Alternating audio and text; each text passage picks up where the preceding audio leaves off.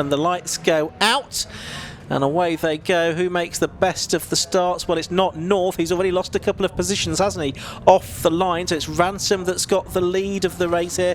And then it's Matt Hipkins, I think, that's slotted into second place. Yes, it is. And Pete O'Connor there, I think, has taken third position as they head into the final, into the first few corners. The two drivers on a 10-second penalty, they do now get away. That seemed like quite a long 10 seconds to me, but never mind. There we can see the 298 car of Scott Carruthers going through, another a newcomer to the championship as well in the ex-Jan Whittaker car. To the outside here comes Hipkins, qualified well this morning, but it is Darren Ransom, the runner-up from last year, who leads the way from Hipkins. Then O'Connor is third, with Josh North, who made that poor start from pole. We heard, didn't we, from in the previous race, it's a bit damper on the right-hand side of the grid, so that might be what held North back a little bit.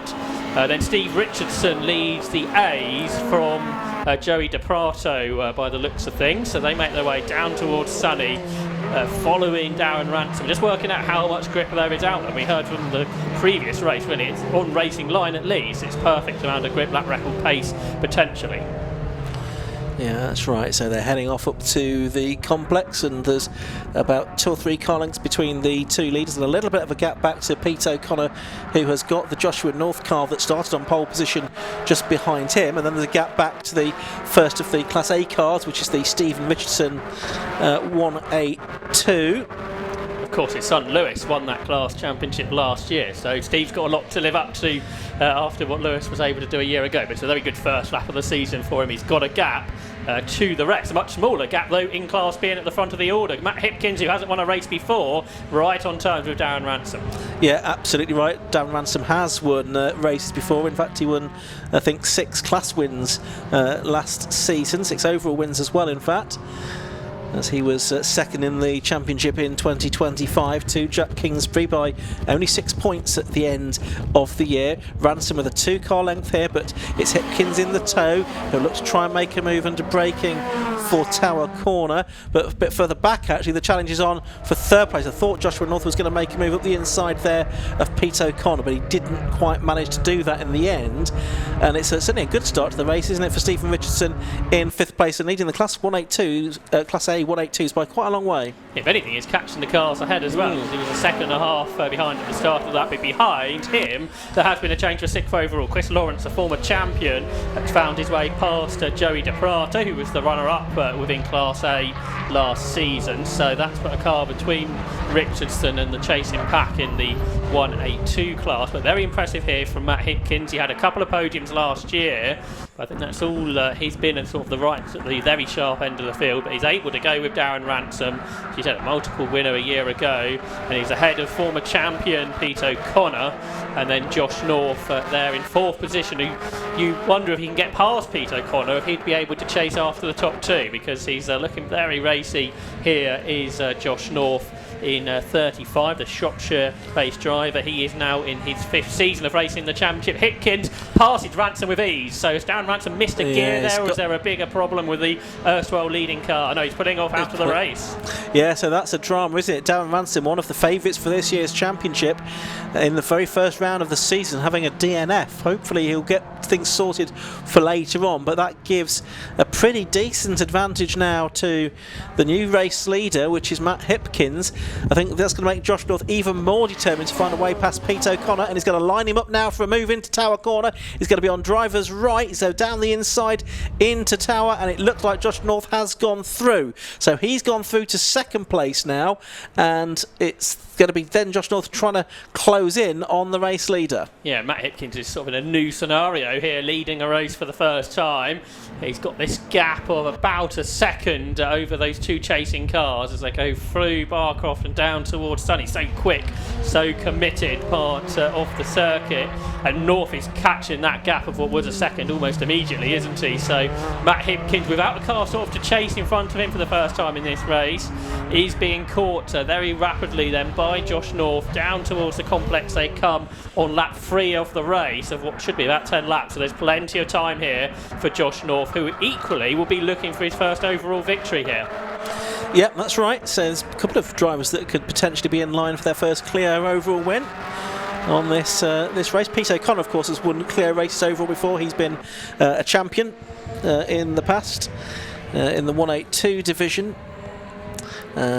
Moving up to the 197s in Class B.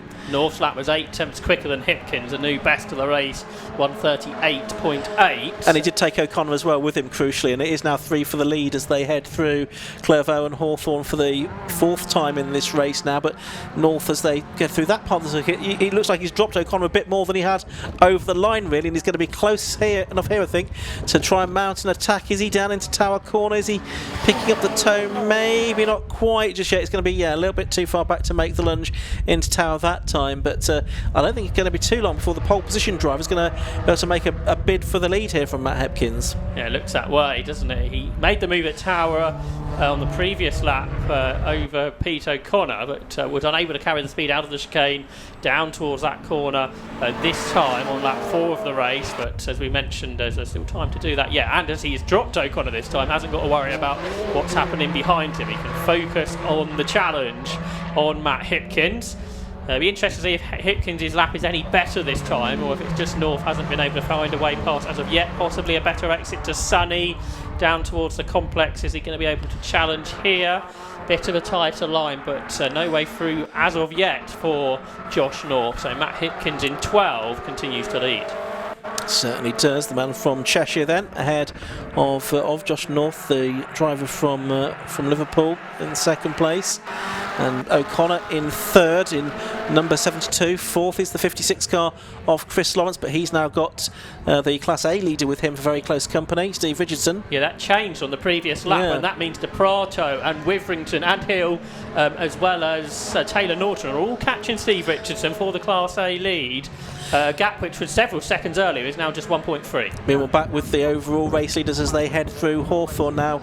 I said a lap ago, is North going to be able to mount an attack into Tower? Well, he couldn't then, he might be able to now, although saying that, I don't think he's any closer than he was at this part of the circuit a lap ago. He's still gaining on the blue car as they head down to Tower, sort of shows his nose in the mirror to the race leader, but again not close enough to make a move there. I think something's up with Chris Lawrence's car, because his car is significantly slower than others in a straight line. I know he's against other class cars, but I don't think that should make the difference that it is. So that means Steve Richardson back into fourth, but Chris Lawrence, former champion, seemingly with a mechanical issue of some description. He's trying to bring it home for points, but for the lead of the race, Josh North then right on terms with Matt Hipkins, who did a personal best last time, pretty much as quick as North did on the previous lap, so they are very evenly matched here.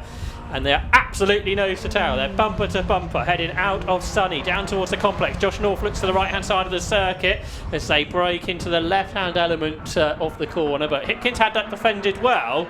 And Josh North is going to have to perhaps start thinking about some other ideas how to get through. Yeah, less than 7 minutes to go, so more than halfway through this race now. Fairly close between the two of them at the hairpin. Can he steal a march on the exit of the corner? No, he can't. Who's going to have the speed down the straight? Well, North is in the tow there as they head past the pits to complete lap number 6. Now, is he going to then be able to dive out of the slipstream on the way to Clairvaux corner? Trying to disrupt it is Matt Hipkins in the race lead, and he's managed to disrupt it sufficiently, I think, to keep North behind him, but it's really, really tight. It's literally bumper to bumper as they head through Hawthorn and towards the chicane once again. They are about a second clear now of Pete O'Connor in third position through the chicane, past the old pit lane here at Croft, and this time is North any closer than he was a lap ago? Seemingly not. Meanwhile in Class A, Joey DePrato was second, has dropped a big dive down the inside from Josh North. He braked very late indeed there, didn't he? But he couldn't unseat the leader, so Matt Hipkins still leads. But in Class A, big change for second place. DePrato has dropped to the back of that group, so Mark Witherington now up into second within the class. But the overall leaders through the Jim Clark S's again, despite them battling, Pete O'Connor isn't really closing them in at all. He hasn't quite got the pace of the two ahead. These two drivers who haven't won a race before, and actually they've been on the podium very few times between the pair of them, so very impressive start to the season in the VSG Crypto Clio Sport Championship for both of these drivers. We saw that big challenge from Josh North at the earlier in the lap. Meanwhile, Paul Clark is starting to make progress after that delayed start. He's I think got something like 14th position there down at Tower Bend. Yeah, so he's just got past the number 57 car of Matt Ponsier as well in his 1:18, 39-year-old from Norwich. So Paul Clark, of course, started on the back of the grid with a 10-second penalty. What kind of lap times is he doing? 1:40, so he's lapping pretty much as quickly as the class leader, Steve Richardson. So he could have been vying for a class win. I think had all gone his way in this race. He's got 2 more opportunities this weekend, hasn't he? Something's happened in Class A again, because Mark Witherington, who was second, is now 4th. So Greg Hill is up into second within Class A. Taylor Norton 3rd. 4th is Mark Witherington. Joey DePrato is for the pit lane. We saw him lose those positions a lap ago. But the 2 leaders overall are nose to tail again as they go down towards Tower Bend. This is where we saw Josh North have his big challenge 1 lap ago. Watching this out of the commentary box window, I think he decided against that this time, but realised that was a little bit too ambitious 1 lap ago. So Matt Hipkins continues to lead, and on the screen, Paul Clark continues to make progress. He's 13th now with the demise of DePrato, but only 8th within the class. So he's sort of lacking the points to start off the season. Of course, he's doing sort of the long week with us, Ian, because he was at Donington Park in low cost on Monday. Yeah, he's got 12 seconds to make up now on the next car to catch, and only 4 minutes to do it. So he may not make any more positions during the course of this race. The car in 12th position is Carruthers, isn't it? Scott Carruthers, the man from Worcester. What could be important here, though, is a good lap time, because I think that still sets the grid for the next race. So a good lap time from Paul Clark. You've already mentioned he's pretty similar to Steve Richardson. That means he can start much further up the order instead of having another 10-second penalty, as he would have done if it was second best lap times, as it is for in other championships. Meanwhile, out of the commentary box window, I can tell you through the complex, the 2 leaders are nose to tail still, Matt Hipkins and Josh North, with couple or maybe 3 laps to go. It's going to be very tight to how many laps they get to go in this, and Hipkins has just set the fastest lap of the race actually, a 1:38.654. Here they are heading down towards Clairvaux. He hooks the curve, or the sort of the white line a bit, it flicks the car sideways, but it didn't seem to deter him at all, Matt Hipkins. He continues to lead them from Josh North with a couple of seconds back to Pete O'Connor. Really good fight here between the 3 of them. Down the back straight they go, and North is sort of seemingly about the same distance behind Matt Hipkins on every lap at this particular part of the circuit. Again, not able to make a move into Tower Corner. That is one of the favoured opportunities around the Croft circuit, but he's not been able to take advantage of that as far as getting the race lead is concerned. Just looking out of the window, Steve Richardson is still leading in Class A from Greg Hill, who's about 2 seconds or so behind him. That's the 1:02s. Hill just set the fastest lap in the class last time round, so he's got the pace sort of to go with Richardson seemingly. This battle with the lead has been very close, hasn't it, for several laps now. We've seen some challenges from Josh North, but he's never really been able to get alongside Matt Hipkins as of yet. I wonder if it's sort of first race of the season as well. Just been a little bit cautious at this point of the weekend, especially knowing sort of the bad luck that North had last year. So just wants to get a result on the board to start off the season, perhaps. But if the race win, if an opportunity knocks, I'm sure he's going to take it. We saw that move at Tower that he attempted, but that didn't put Matt Hipkins off at all. They head out of the hairpin. There's 1 minute and 45 on the clock, so whether they get 1 or 2 more laps is sort of still to be decided, I think. Yeah, absolutely. It's very touch and go, isn't it? I didn't see a last lap board, if that's anything to go by. So there may be 2 more laps to go, which would make it a 10-lap race, which is what you thought it was going to be, Josh, from the off. So we'll see if that's what we get. North in second place here, number 35, chasing after number 12, Matt Hipkins, who was 9th in the championship last season. Sort of great squealer tyres, and I think that was Josh North a little bit slower through the chicane than Matt Hipkins. I think Joey DePrato has now pitted after his car issues, and Greg Hill now just 1.6 seconds behind Steve Richardson within Class A. Richardson's caught up behind Chris Lawrence, who's having a few issues today, I think. So Class A isn't completely decided yet, I don't think. There's DePrato, the bonnet is up on his car. Of course, he was the runner-up in Class A last year, so perhaps he thought a championship challenge was on this season. But that, like Darren Ransom, both of the runner-ups from last year haven't had a good first day of the year. That's right, so nose to tail between the 2 leaders then as they loop around the far side of the circuit at Sunny, head back down towards the complex where North is getting a little bit closer to that rear sort of winglet on the back of the leading car of Matt Hipkins. Less than half a car length between them as they turn through the complex. Now we're going to get a last lap board, or are we going to get a checkered flag this time around? Hipkins would probably quite like it to, or would he like it to be the checkered flag, because North is getting alongside him here as they come up to the line. Last lap board goes out and it's less than a car length between them as they start the final lap. 0.2 of a second. Hipkins and North alongside one another. North's going to be on the outside line for Clervaux corner, and Hipkins prevails for the moment, but can he steal the way through on the inside the second part of this complex? No, he can't, but that's the closest North has come yet, I think, to taking the lead. Yeah, that's right. In the Class A lead now is just 0.9 of a second, so that continues to come down between Richardson and Hill, but it's even closer for the Class B lead and the overall lead down towards Tower Bend then, and Matt Hipkins has the Josh North car right on his tail. There's certainly less than a Clio length there between the top two cars. Who's got the better exit up towards the S's? Well, it's pretty even, but Matt Hipkins with the track position. That's good news for him really into this sequence of corners. There is sort of time running out now for Josh North to challenge. You've got to think the complex is the final one, maybe two goes, a hairpin, perhaps the final chance, but there are yellow flags. It's been about the complex. It's Steve Croxford that's spun around and is rejoining, not quite in front of the leaders. Meanwhile, I noticed it was getting much closer for the Class A lead as well, because Greg Hill was catching Steve Richardson there, but it's the two leaders overall coming through the complex for the final time. North has tried very hard to find a way through, and on the previous lap, he had a good exit from the hairpin and almost was able to drag alongside Matt Hipkins to the line. He's not going to be able to do that on this occasion though, so it's going to be Matt Hipkins that takes the checkered flag to win in the VSG Crypto Clio Sport Championship for the first time. Josh North takes second place, half a second between them, and Pete O'Connor completes the top three, and then there's going to be a gap to fourth, which is going to be Chris Lawrence, and then it's our two Class A leaders, and they are pretty much right together as they come to take the checkered flag, Josh. Yeah, and Steve Richardson's going to take the victory and sort of start off how his unfinished 2025. Steve Richardson then wins Class A, but by just 0.7. A great charge towards the end from his mate Greg Hill, and Taylor Norton starts the season strongly as well. He takes third within the class. Mark Withington fourth. As more cars come through to take the checkered flag, including a couple of our newcomers, Scott Carruthers in 9th and Oscar Swanton 10th. Looks like Paul Clark's got the better of Christina Lowe towards the end, so he has made more progress. He's good. Up to 6th in class now. Yeah, he is indeed. So the cars making their way around the slowing down lap. Really good battle up at the front. Josh North unable ultimately to find a way past Matt Hipkins. Hipkins did get the best lap of the race as well, a 1:38.654 compared to North's 1:38.747. So there's a little bit of difference between them on the best lap times. Outside the lap record, which is a 1:37.21 for these cars.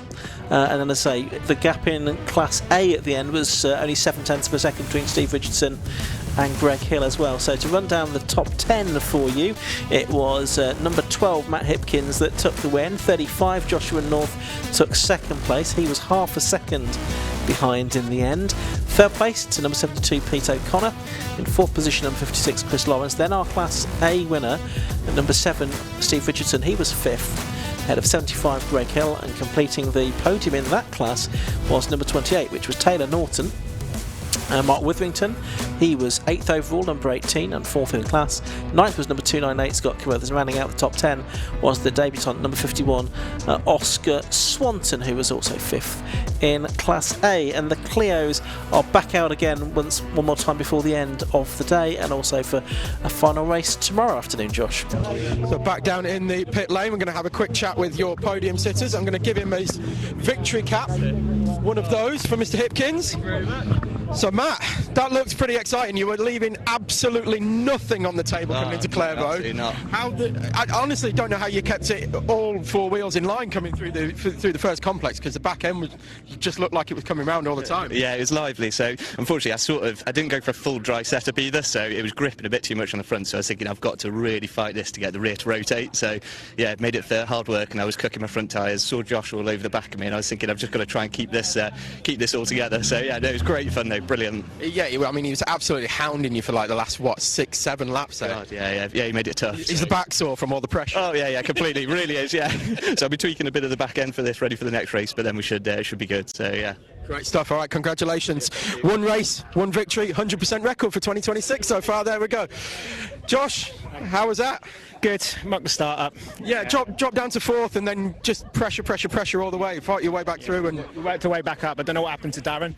It's a shame, but we got on the back of Hipkins and I couldn't get past him. He just defended too well. Drove his race really well. And I was just saying, his car looked really, really lively, particularly going into Clervaux. How were you was that putting you off a bit, or? I could see that was his weak point. A couple of times he went a bit wide in those corners, but the nature of the track, you just don't have many opportunities to overtake round here. It has to be an advantage, and I just didn't get one. So just not quite enough speed, right? Great stuff. All right, well, we'll look forward to race 2 as well, and we're going to have a chat with someone I've known for a very long time, Mr. O'Connor, Pete O'Connor. Congratulations. Thanks.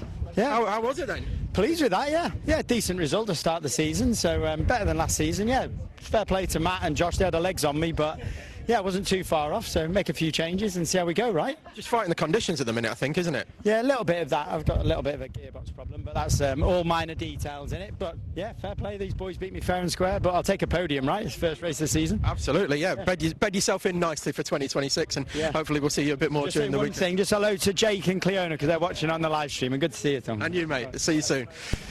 And we'll try and find Stephen Richardson. I think he's here.